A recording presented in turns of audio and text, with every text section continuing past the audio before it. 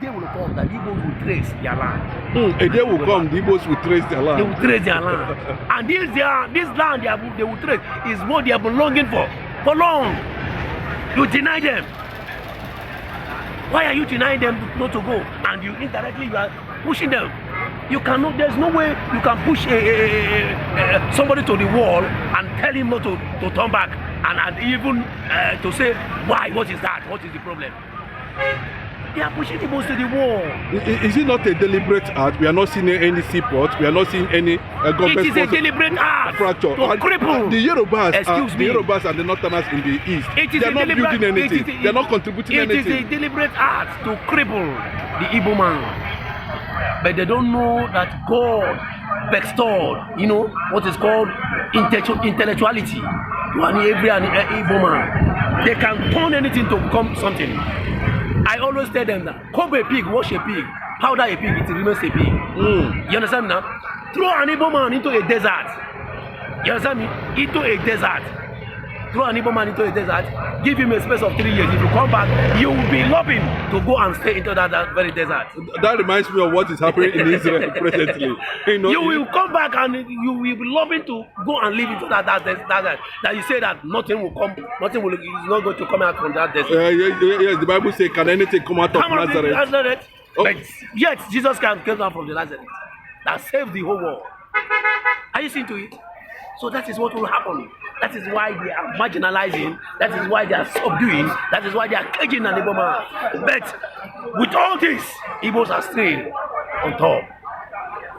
If you can check the West, this Lagos state now, you see the whole market being operating in this Lagos is owned by the Igbos. And Lagos state are collecting their revenue. Huge amount, massively revenue. And upon that, you are not satisfied. You are angry against them. How can you collect such massive revenue generation and you are not even happy that those people are even helping your government to go on? You still went back and you burning their shops, looting them, killing them. Thank God. Stopping them from election. Thank God. Stopping them from this election. You can see the previous election. They stopped the vote not to vote. You understand me? Thank God for this protest that is just ending today. Igbos did not join. You see how serenity? Igbos keep calm. Because anything happen now, they will tag it to.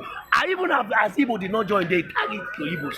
That Igbos are the one orchestrating it. Igbos are the one sponsoring it. But they cannot say it now because it's very clear that Igbos are the one sponsoring it. Igbos are the one orchestrating it. Igbos are the one. Even they said, but Igbos said we are not going to join you to do the protest because they will use it an avenue to loot and burn some shops.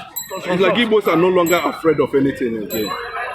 Yes, of course, Igbos are not afraid of anything again. You understand me? Igbos are not afraid of anything again because the level of the level of persecution is too much. It's too much on Igbos. What have they done? What is the problem of the Igbos? Igbos will come and develop anywhere. They can stay anywhere. They will buy your land, build it, develop it the way they like it. Make it neat. Make it neat. And upon that, you are still against them. Tell me the offense of an Igbo man. Will the Lord be angry with them at the end of the day? Like what is happening in the north? People have attributed it to what they did in 1967 against pregnant women and over 7 million people. The Lord will be angry. The Yorubas have not learned their lesson. I hope they will. The Lord will be angry against them because of this kind of marginalization. Because of this kind of hatred or just no reason.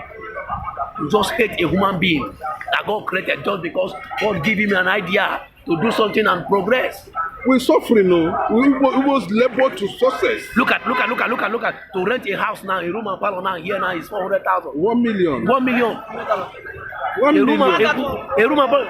Formerly they are paying 400,000. Now it's anything. And it's only the Igbo man that can pay. It's only Igbo man that can have that courage to pay and hustle out the money. Upon that, you are not happy. You are the one that collecting the rent. You are the one that collecting the rent. If you don't want Igbos to stay, leave them, let them go. 2 ways. Leave them, let them go. Let them go. The time has come. And releasing now, he can't let him and they can't go. He has not done anything. It's like Nnamdi Kanu see all these things coming, and he started alerting the world on the need for that us. That is why they hold him captive. He has seen all these things coming. If you know before the spread of herdsmen, have you been hearing herdsmen before? That you will go and plant farm, they will go and destroy all your farms, and even if you talk when they kill you there, have you been hearing it before? Fulani of old. But now they change it, they modernize it, just to capture the Southerners. And the Yorubas are sleeping. Instead of them to chase their enemy, they are busy pursuing the Igbos. That is even helping them to grow. Even them buying their properties and giving them money. Why is it that the Yorubas and the Hausas in the East are not developing, are not adding value? Is it something that has to do with just who Igbo man is? I didn't hear you well. The Yorubas and the Hausas who are in the eastern part of the country are not adding value, are not developing, are not even buying property. Is it just who Igbo man is anywhere you are? Excuse me. The slogan and if I can tell you about that, is because of their level of understanding. You understand me now? You will see an Igbo man. One area boy was telling me, he's a friend of mine, was telling me that he knows Chukwuemeka. When he came as a boy, he's not even up to 15 years. He served Yoga finish about 7 years. Yoga settled him. The so-called Chukwuemeka started his business. All of a sudden, the so-called Chukwuemeka become a big boy. The so-called Chukwuemeka, that is, even if he will enter his shop and slap him and collect something by force. The so-called Chukwuemeka, they will buy him down for. They have started buying down for him. The so-called Chukwuemeka started buying properties. You understand? It becomes it's like a magic to them. How it happens? How do this happen? It's like a magic on them, to them. So that is at times that is what brings their angry, their envy. Is it not this boy I know? About 7 years ago, that I was here when they bring him from home. He's not even wearing slippers. Look at him, riding all sorts of cars, buying houses. How do he do it? How could it happen? That is the annoyance. You understand me now? The issue is that the problem that those that are in the East, they are not focused. You understand me? If they are focused and creative, they will do marvelously. What is here?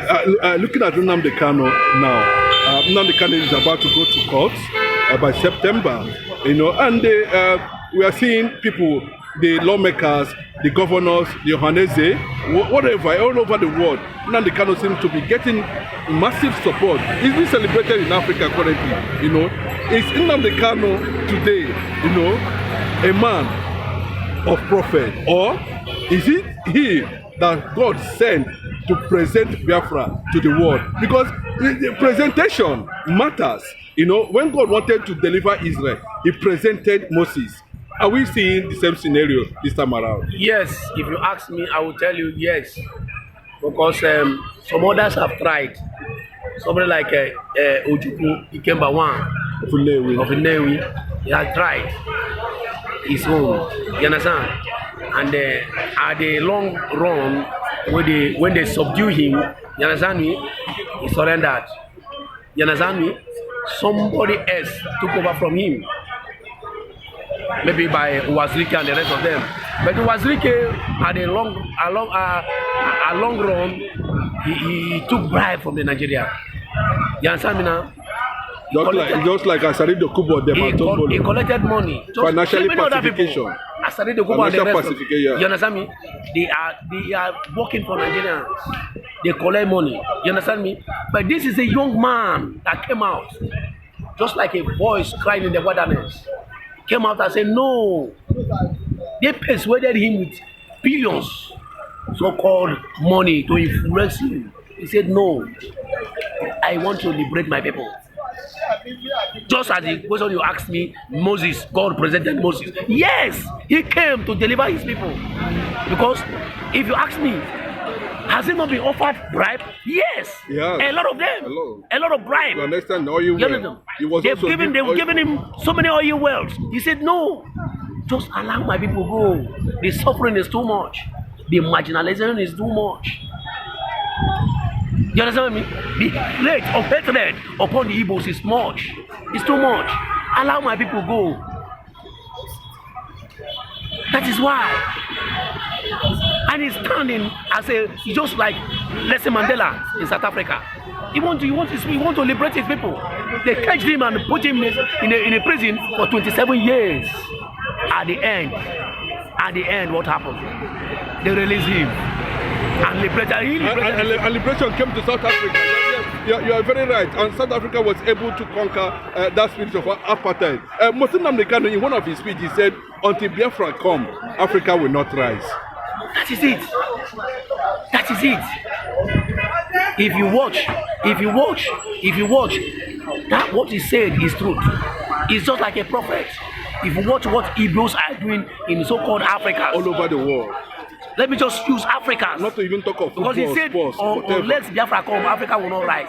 If you watch what the Igbos are doing in Africa, in so Africa, called Africa, you will see that actually Igbos are the power of the Africans. Igbos are the powerhouse of the Africans. The earlier they allow the Igbos to go, the earlier the Africans will rise. The earlier they allow the Igbos to go, the earlier the Africans will rise. Somebody said that what is happening in UK now, where the Muslims are battling the UK citizens, they want to take over UK. That's what is happening currently in, as I'm talking to you, in France, Spain. They are burning down, they are demolishing anything that has to do with mosques. In Israel, we are seeing the same thing. In Africa, we are seeing AU is falling, EU is falling, another bloc is rising from West Africa. It's like all these things is giving Biafra attention from US, UK, Israel, Britain, and all the rest of them, because they need a nation, a kingdom like Biafra to be able to operate in Africa. Yes, they need a kingdom. They need a nation in Africa like Biafra to operate, because if you watch the history and the background of the Biafrans, they are pure Christians. They know nothing except God, how to worship their God. You understand me now? And these are the kind of people you need. You understand me now? If you want to do anything, you call them. Because they bring peace to the world. They bring peace to the world. They contribute to humanity. They contribute to the development of the humanity. You understand me now? That's just like what the Biafrans, what the Igbos are doing in so-called Africa. They contribute to the development of the Africans by bringing development, building neat houses and the rest of them, even employing the indigenous. Yes, they do. They do. Because I can, if you go to Penn Cinema here, you see the level of multinational businesses that most of them are under the employment of Igbos. And then why are you saying that Igbos should go? Why are you then angry about? Is it because of their massive development? It's like it is God that gives them the wisdom and the idea to operate. God can give you if you acquire it. If you seek to it, because He said, "Seek, I shall give it to you. Knock, the door will be open, and knock, seek, you shall find." God said it by the word. It's because they are carnal, they cannot seek, they cannot find, they cannot knock. Igbo man will seek, Igbo man will knock at the door, Igbo will knock, Baba, help me, direct me, give me that wisdom. That is the prayer of an Igbo man. And God is busy giving them the wisdom to create and be a creative human being on earth. And employing thereby giving the citizens job. Then I have to alleviate them from the level of poverty they are. Then you are saying that you should go.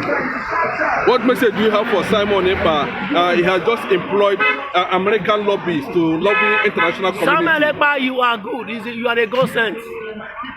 You are a God sent. You are doing what God tells you to do. Nobody, I cannot praise you. It is a God that sent you. If it is human being that sent you, by now you could have been captured. But it's God that sent you, and the same God that sent you will be guiding you till you liberate your people. Remember, to liberate your people is your priority. Liberate them, let them go and worship their God in the land of the rising sun. Thank you.